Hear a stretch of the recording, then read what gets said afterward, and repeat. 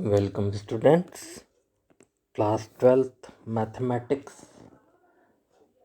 3 मार्च को जो exam mathematics की होना है मध्य प्रदेश बोर्ड की, उसके लिए एमपी बोर्ड ने ही mpbse.net.in पर एक मॉडल क्वेश्चन पेपर जारी किया है और फिज़िक्स और केमिस्ट्री दोनों में काफ़ी उसमें से क्वेश्चंस आए हैं। अब हम आज देखते हैं मैथमेटिक्स। तो मैथमेटिक्स की क्लास में आगे बढ़ते हैं। सबसे पहले इस मॉडल पेपर में कुछ इंस्ट्रक्शन दी गई हैं जो वेटेज से रिलेटेड हैं कि किस क्वेश्चन का कितना वेटेज है। आपको पता ही है कि पहले ऑब्जेक्टिव क्वेश्चन में हर क्वेश्चन का 1 मार्क्स होते हैं, जबकि 15 क्वेश्चन तक 6 से 15 क्वेश्चन तक 2 मार्क्स के क्वेश्चन आएंगे। 16 से 19 क्वेश्चन तक 3 मार्क्स के हैं, जबकि 20 से 23 क्वेश्चन तक 4 मार्क्स के क्वेश्चन आएंगे। तो एमसीक्यू में आगे बढ़ते हैं। मल्टीपल चॉइस क्वेश्चन का पहला क्वेश्चन है कि let if such that r tend to r be defined by f x is equal to 3x minus 4। तो एफ इनवर्स एक्स की वैल्यू हमसे पूछी है। अगर हम एफ एक्स को y रख दें तो x की वैल्यू हमारे पास जो आएगी वही इन्वर्स होगा, यानी इसके इन्वर्स की वैल्यू अगर हम देखें तो x प्लस 4/3 आएगी। सेकंड हमसे पूछा है कि अगर कोई relation A B such that A is equal to B minus 2 हो तो और बी इज मोर देन 6, तो बताइए इसमें से राइट ऑप्शन कौन सा है। तो देखिए ये हो नहीं सकता क्योंकि बी मोर देन 6 है नहीं। इसमें बी मोर देन 6 है मगर ए जो होना चाहिए बी से स्मॉल होना चाहिए वो भी नहीं है। और अब ये रहा बी मोर देन 6 8 है, जबकि ए बी से केवल 2 कम होना चाहिए यानी 6 8, ये राइट ऑप्शन होगा। अगर हम देखें तो अगला हमसे कहा है 10 inverse root 3 minus sec inverse -2 की वैल्यू क्या होगी। इसका आंसर सॉल्व करने पर -π/3 मिलता है। फोर्थ क्वेश्चन हमसे कहता है कि A is equal to AIJ M cross N is a square matrix. Square matrix में नंबर ऑफ रो M और number of column N equal होते हैं, इसलिए M is equal to N इसका राइट ऑप्शन होगा। अगर कोई मैट्रिक्स 3x3 की है तो एडजेंट ए की वैल्यू ए स्क्वायर होती है। इसी प्रकार से डेरिवेशन ऑफ 5/x जो कि direct formula a raise to the power x का है, 5 raise to the power x log e5 इसका आंसर होगा। अब हम देखें fill in the blanks question आते हैं। उसका पहला पोर्शन हमसे कहा है कि if F x is equal to 1 minus cos X then F dash π/4 कितना होगा। तो उसकी वैल्यू 1/√2 होगी, जबकि 0 to 2/3 लिमिट के अंदर अगर इंटीग्रेशन हमें करना dx/4 + 9x² का, तो इसे सॉल्व करने पर π/24 आता है। तो आपको फिल इन द ब्लैंक्स में केवल लिखना है π/24। Similarly order of differential equation ये होती है जो कि 2 है। इसी प्रकार से हमसे कहा है अगले में कि अगर a डॉट बी और a क्रॉस बी इक्वल हों तो थीटा की वैल्यू क्या होगी। तो उस केस में थीटा की वैल्यू π/4 आती है। इसी प्रकार से हमने कहा है कि अगर फिजिबल रीजन के अंदर ऑप्टिमल वैल्यू मिले तो ऑब्जेक्टिव फंक्शन जो है उसको हम क्या कहेंगे, तो ऑप्टिमल सॉल्यूशन कहेंगे।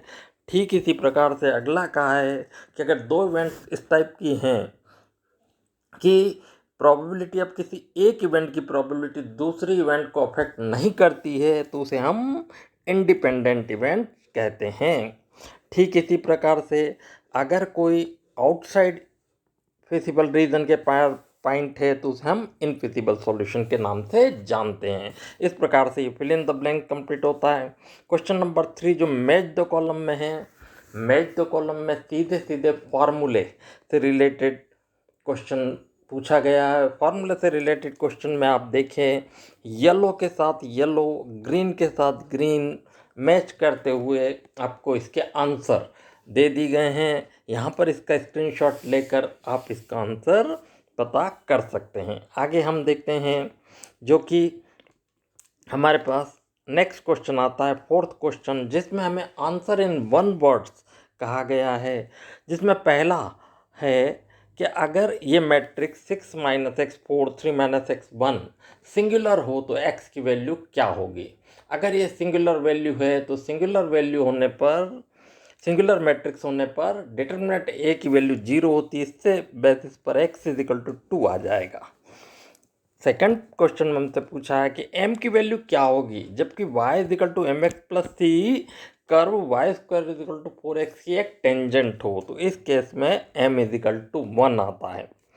ठीक इसी प्रकार एक इंटीग्रेशन का सम दिया है जिसमें अगर हम इसको t पुट कर दें तो बाकी सब dt में चला जाएगा। इसका आंसर e की पावर t यानी कि e की पावर x रेस्ट पर 3 प्लस c आ जाएगा।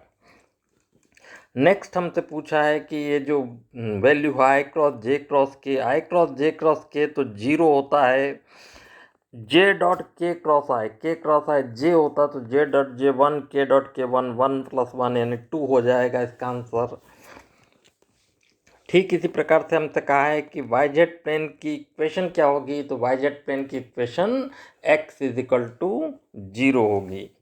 ठीक ऐसा ही हमसे कहा है कि when a pair of dice rolled what is the probability of obtaining an even prime number. Even prime number केवल 2 है तो 2 केवल 1 टाइम से, जबकि 36 इसकी टोटल पॉसिबिलिटी हो जाएंगी। तो इसकी जो प्रोबेबिलिटी आएगी वो 1/36 होगी।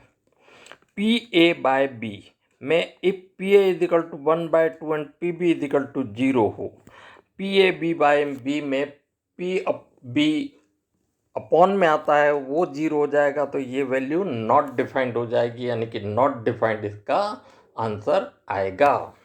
अगला हम देखें तो चूज ट्रू फॉल्स हमसे कहा है जिसमें पहला क्वेश्चन हमें दिया है कि if F x is equal to 3 minus x cube raised for 1/3 then f o f की वैल्यू क्या एक्स होती है। जी हाँ बिल्कुल सही है, एफ ओ एफ की वैल्यू एक्स होती है।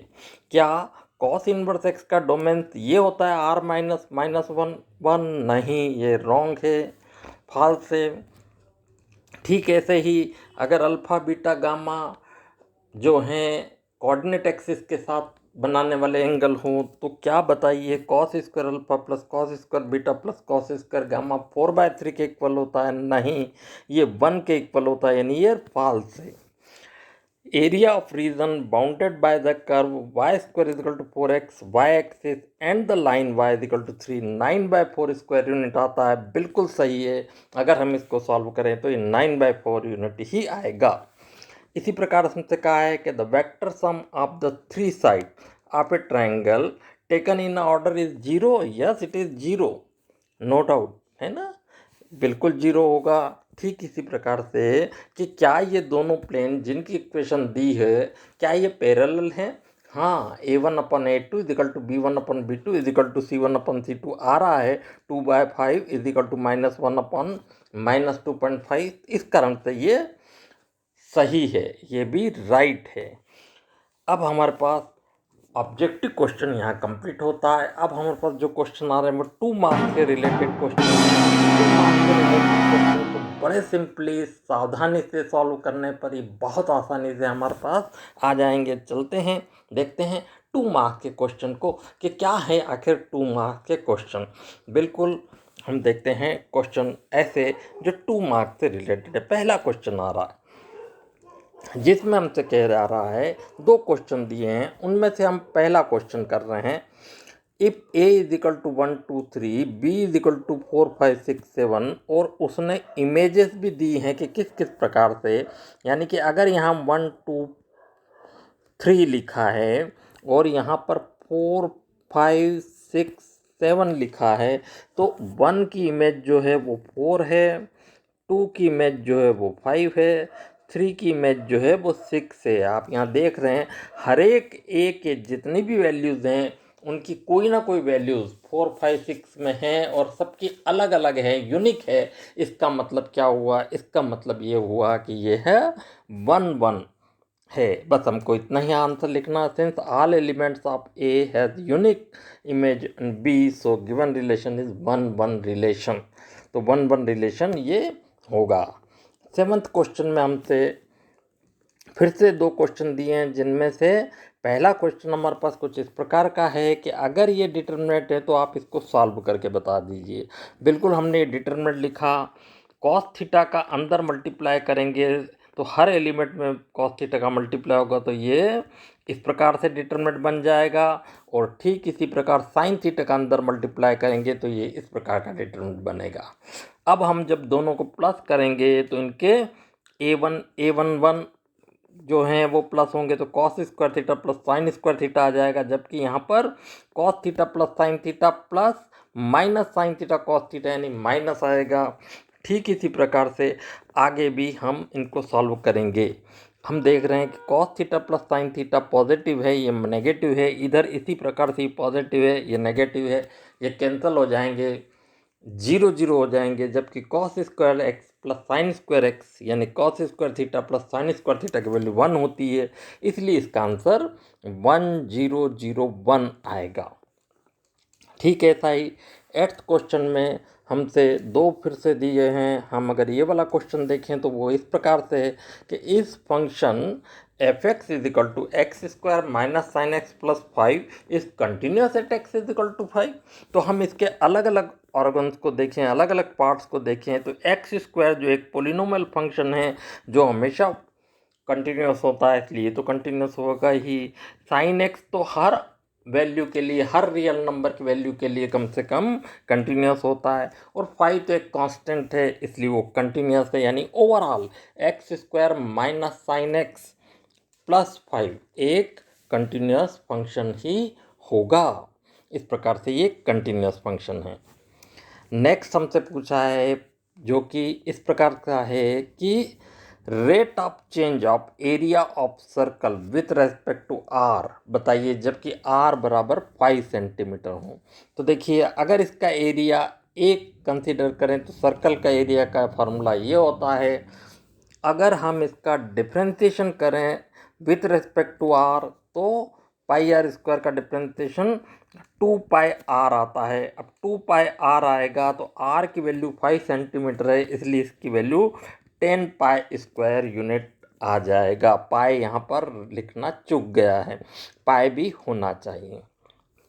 ठीक इसी प्रकार से हमसे 10th क्वेश्चन में फिर से दो ऑप्शन दिए हैं, उसका फर्स्ट पार्ट देखें। तो फर्स्ट पार्ट ये है जिसे हमने आई कंसिडर कर दिया। यहाँ पर मुझे पता चल रहा है कि log x को अगर हम टी पुट कर दें तो 1/x dx dt में चला जाएगा। तो ये जो हमारा क्वेश्चन है i is equal to integration sec square t में बदल जाएगा। और सेक स्क्वायर टी का इंटीग्रेशन 10t प्लस सी होगा। टी की अगर वैल्यू हम वापस पुट कर दें तो 10 log x प्लस सी हो जाएगा। इस प्रकार से हम आई इंटीग्रेशन सॉल्व कर सकते हैं। अगला क्वेश्चन हमसे फिर दो क्वेश्चन है, लिमिट वाले हैं। हम इसमें ये क्वेश्चन सॉल्व करते हैं। 0 to π/2 cos square x d x को हम आई ले लेते हैं। अब हम ये वाली आइडेंटिटी या प्रॉपर्टी यूज़ करें तो x की प्लेस पर π/2 माइनस एक्स लिख सकते हैं। आपको पता है cos π/2 minus x sine x होता है, इसलिए साइन स्क्वायर एक्स हो जाएगा। अगर हम इक्वेशन 1 और 2 को ऐड करें तो ये i plus i is equal to इतना हो जाएगा, या कॉमनली हम देखें तो cos square x plus sine square x d x हो जाएगा। और चूंकि cos square x plus sine square x तो 1 होता है, इसलिए केवल डी एक्स आएगा। और डी एक्स का इंटीग्रेशन एक्स होता है। लिमिट की वैल्यू अगर हम रखें तो पहले π/2 माइनस 0 यानी π/2 आएगा। 2i is equal to i is equal to हमारे पास π/4 हो जाएगा। इस प्रकार से ये इसका आंसर होगा। अब हम 12th क्वेश्चन देखें तो कुछ इस प्रकार से है कि हमसे फिर से दो क्वेश्चन वेक्टर से रिलेटेड दिए गए हैं, जिसमें पहला क्वेश्चन हमसे ये है कि अगर a is equal to i cap plus j cap plus 2k cap हो तो आप इसका यूनिट वेक्टर कैलकुलेट कर दीजिए। यूनिट वेक्टर आपको पता है कि वेक्टर में उसी के मॉड का डिवाइड करने पर आता है, यानी कि vector i plus j plus 2k का mod under root a square plus b square plus c square से कैलकुलेट हो सकता है। यानी ये i plus j plus 2k upon √6 आ जाएगा, जिसे सेपरेट करने पर n cap is equal to i upon √6 plus j upon √6 plus 2k upon √6 आएगा। 13 क्वेश्चन में हमसे कह रहा है कि या तो आप हमको इस प्लेन की ओरिजिन से डिस्टेंस बता दो या इस गिवन इक्वेशन जो कार्टेशियन फॉर्म में से वेक्टर फॉर्म में बदल दो। तो हम इसकी अगर ओरिजिन से डिस्टेंस फाइंड करना चाहें प्लेन की, तो आपको पता होगा कि अगर plane ax plus b y plus c z plus d के फॉर्म में हो तो डिस्टेंस का फॉर्मूला सिंपली ये होता है। अब हम अगर कंपेयर करें तो हमें ये दे रखा है a is equal to 2, b is equal to -3, c is equal to 4 और d इजिकल टू -6। ये हमने वैल्यूज गिवन इक्वेशन से पिकअप कर ली हैं। अब अगर इनकी वैल्यू रखें तो d की प्लेस पे -6 √a² plus b square plus c square भी रखा जा सकता है। इनको सॉल्व करने पर 2 का स्क्वायर 4, 9 और 16 यानी 29 होगा, तो 6/√29 यूनिट इसकी डिस्टेंस हो जाएगी।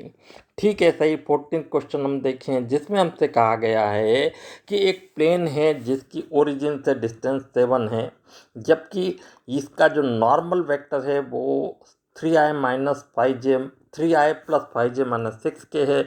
आप इसकी वेक्टर इक्वेशन फाइंड आउट करिए। हमें मालूम है किसी भी प्लेन की vector equation r dot n is equal to d होती है।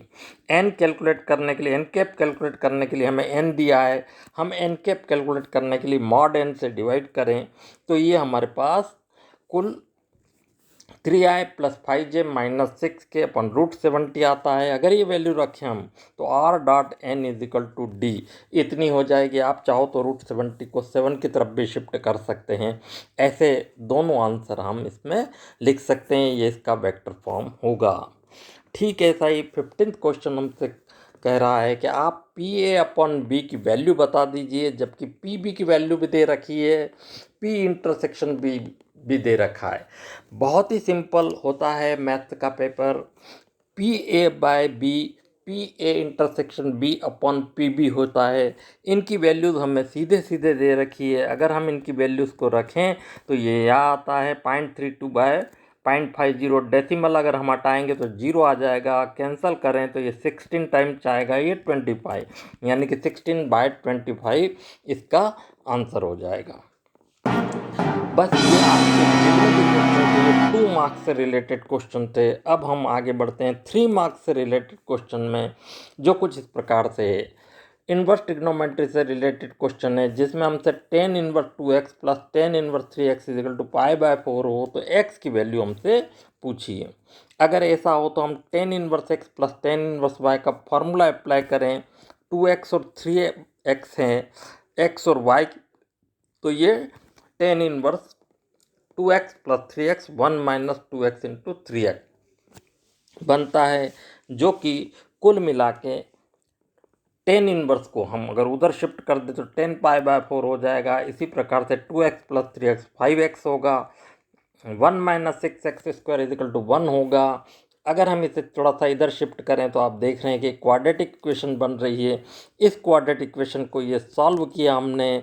इसको सॉल्व करने से x इजिकल टू -1 और x इजिकल टू 1/6 इसकी वैल्यू आ जाती है।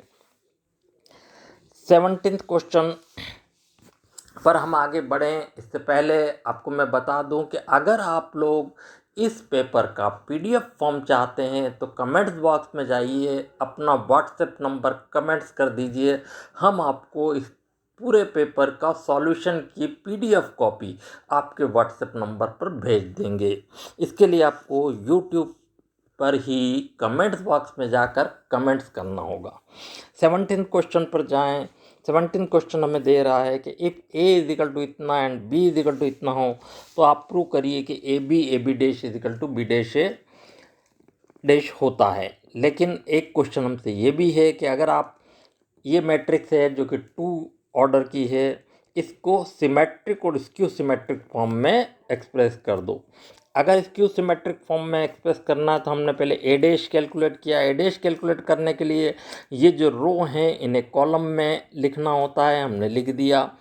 अब 1/2 a plus A dash symmetric matrix होती है तो दोनों को हमने प्लस किया। 5 + 5 10 हो जाता है, 2 + 3 5 हो जाता है, 3 + 2 5 और -6 और -6 -12 हो जाता है।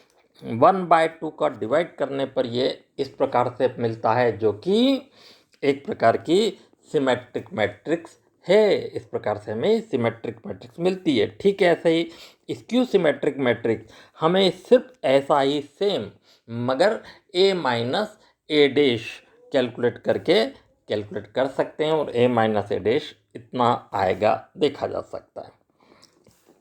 क्वेश्चन नंबर 18 में हमसे पूछा है कि आप sign x plus cos x की मैक्सिमम वैल्यू बताइए कितना है। एप्लीकेशन ऑफ डेरिवेटिव से रिलेटेड ये क्वेश्चन है। अगर हम एफ एक्स इतना दे रखा है तो इसका एफ डैश एक्स कैलकुलेट करें तो साइन एक्स का डिफ्रेंसिएशन जो कि कॉस एक्स होता है, जबकि कॉस एक्स का माइनस साइन एक्स होता है। हमें मालूम है कि चाहे मैक्सिमा हो चाहे मिनिमा हो, एफ डैश एक्स तो जीरो होना चाहिए, यानी cos x minus sine x बराबर जीरो होना चाहिए। Cos x is equal to sine x होना चाहिए। डिवाइड में ले जाएं तो हमारे पास आता है cot x is equal to 1 या एक्स इज इक्वल टू π/4 मिलता है, यानी कि इसकी maximum value x is equal to π/4 पर होगी। हम ये कंफर्म करने के लिए मैक्सिमम वैल्यू इसका डबल डिफरेंशिएशन टेस्ट कर सकते हैं, जो कि नेगेटिव आएगा। इससे पता चल रहा है कि मैक्सिमम वैल्यू है। अगर हम इस मैक्सिमम वैल्यू को गिवन फंक्शन में रखें तो हमारे पास मिलता है साइन π/4 प्लस कॉस π/4, जो कि हो जाता है 1/√2 प्लस 1/√2। 1/√2 प्लस 1/√2 एलसीएम करने पर 2 आ जाता है। 2 को हम √2 इंटू √2 लिख सकते हैं, अपॉन में √2 है, कैंसल होने पर इसका आंसर √2 आ जाएगा। इस प्रकार से ये √2 रहेगा। हमसे नेक्स्ट क्वेश्चन 19th क्वेश्चन में पूछा है कि आप मैक्सिमाइज कर लीजिए इन दोनों में से किसी को भी। तो हम सेकंड पार्ट इसका कर रहे हैं, जो x plus y more than or equal to 4, x more than equal to 0, y more than equal to 0 को मैक्सिमाइज करना है आपको। z यानी आपको जो ऑब्जेक्टिव फंक्शन दिया है वो z इतना दिया है इसके लिए। तो देखिए पहली इक्वेशन, इन इक्वेशन का अगर हम करस्पॉन्डिंग इक्वेशन लिखें तो x plus y is equal to 4 होता है, यानी कि a is equal to 4, b is equal to 4। x more than 0, y more than 0, ये जो है x और y एक्सिस को रेस्पेक्ट करता है। इस हिसाब से हम देखें तो हमारा एक ग्राफ इस प्रकार से बनेगा, जिसमें point of intersection O A B के कोऑर्डिनेट 0 0 4 0 और 0 4 होंगे। ये हमने लिख दिया कि हमारे पास इस टाइप के कोऑर्डिनेट मिलेंगे। इन कोऑर्डिनेट्स पर सबसे पहले मैंने ओ यानी 0 0 पर निकाला तो आंसर 0 आया। फिर हमने 4 0 पर कैलकुलेट किया तो 12 आया। फिर हमने 0 4 पर कैलकुलेट किया तो 16 आया। हम देख पा रहे हैं कि इनमें सबसे हाईएस्ट वैल्यू 16 है, यानी कि इसकी 16th हाईएस्ट वैल्यू होगी। ये सारे 2 मार्क्स 3 मार्क्स क्वेश्चन थे। अब हमारे पास जो भी क्वेश्चन आ रहे हैं वो 4 मार्क्स के क्वेश्चन हो रहे हैं। तो देखते हैं 4 मार्क्स से related question. 4 marks question related देखने से पहले फिर मैं आपको बता दूं कि अगर आप इसका पीडीएफ फॉर्म चाहते हैं तो कमेंट्स बॉक्स में जाइए, अपना व्हाट्सएप नंबर लिख लीजिए। उस व्हाट्सएप नंबर पर हम आपको इसका पीडीएफ फॉर्म सेंड कर देंगे। 20th क्वेश्चन देखिए, जो कि कुछ ऐसा है कि applying the properties of determinants and prove that this much, या a then prove that this much. तो हम अगर इसको सॉल्व करें तो देखिए ये गिवन डिटरमिनेंट्स हैं। हमने पहली रो में से ए, दूसरी रो में से बी और तीसरी रो में से सी कॉमन लिया, तो इसे इस प्रकार से लिखा जा सकता है। अब हम एक ऑपरेशन लगाते हैं, R1 रो नंबर 1 पर रो नंबर 1 प्लस 2 प्लस 3 को ऐड कर दें तो ये इस प्रकार से कन्वर्शन हो जाता है। आप देख रहे हैं कि सभी में एक ये वैल्यू कॉमन है।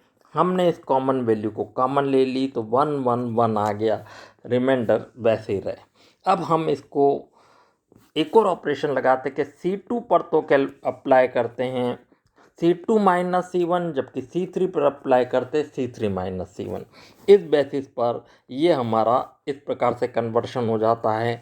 अब हम इसे अगर 1 से एक्सपांड करें तो 1 और 1 छूट जाएगा, तो ये इतना आएगा जिसका आंसर केवल 1 आएगा, यानी कि A B C 1/a plus 1/b plus 1/c इसका आंसर हो जाएगा और हमें यही प्रूव करने को कहा गया था। इस प्रकार से क्वेश्चन प्रूव होता है। नेक्स्ट है, आपको डिफरेंशिएशन करने का कहा जा रहा है विथ रिस्पेक्ट टू एक्स। या तो आप इसका डिफरेंशिएशन कर दीजिए, या आपको एक्स और वाई पेरीमीटर थीटा के फॉर्म में दिए हैं उसका डिफरेंशिएशन कर दें।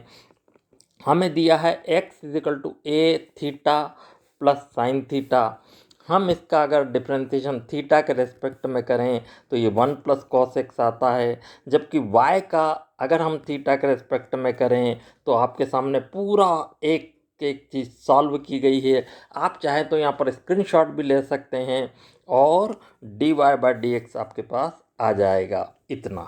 अब ए से ए तो कैंसिल हो जाएगा और साइन थीटा का हाफ एंगल फार्मूला और 1 माइनस कॉस थीटा का हाफ एंगल फार्मूला यदि हम अप्लाई करते हैं तो d y by d x is equal to 2 sine theta cos theta by sine theta by 2 cos theta by 2 sine square theta by 2 आता है, जिन्हें 2 से 2 और एक साइन थीटा कैंसिल करने पर ये कॉट थीटा बाई 2 हमें मिल जाता है। इस प्रकार से 21st सम भी हमारा कंप्लीट हो जाता है।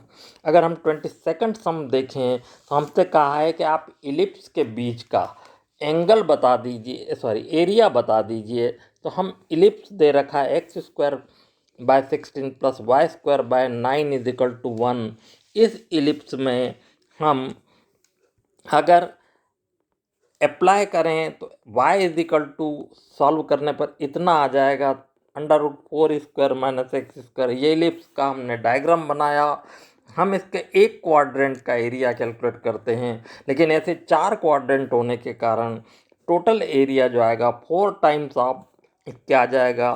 आपको पता होगा कि हमारे पास ये एक फार्मूला है, अगर हम इस फार्मूले को अप्लाई करें तो ये √a square minus x square D x फार्मूले को अप्लाई करेंगे, जो आपको येलो कलर में बराबर प्रिंट करके दिया गया है। इस फार्मूले को अप्लाई करने पर ये हमारे पास कुछ इस प्रकार से वैल्यूज़ बनाता है, यानी कि ये 0 हो जाता है, ये 0 हो जाता है, ये 0 हो जाता है। बचता क्या है कि 4 का स्क्वायर साइन इनवर्स 1, 4 का स्क्वायर 16 होता है, जबकि साइन इनवर्स 1 पाई बाय 2 होता है। अगर हम थोड़ा कैंसिल करें तो 3 4 जा 2 4 2 ऐड जा और ये 2 से करेंगे तो 4, यानी कि 3 4 जा 12 पाई स्क्वायर यूनिट इसका आंसर आता है।